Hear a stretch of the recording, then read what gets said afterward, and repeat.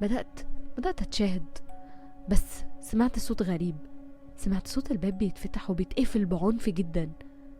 وبعدين بصيت جنبي، انا ما لقيتهوش، مفيش ليه اثر اصلا.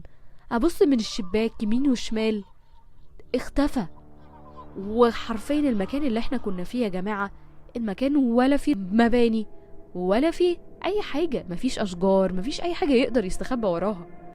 فجربت اشغل العربية اشتغلت على طول، طلعت باقصى سرعة عندي لحد ما وقفت عند اول منطقة استراحة فيها نور. ده قبل ما اطلع الجبل، ما هو انا مش قادر، انا لازم اقف، انا لازم بجد اجيب مية، اشوف ايه اللي بيحصل، اتكلم مع الناس في حاجة غلط.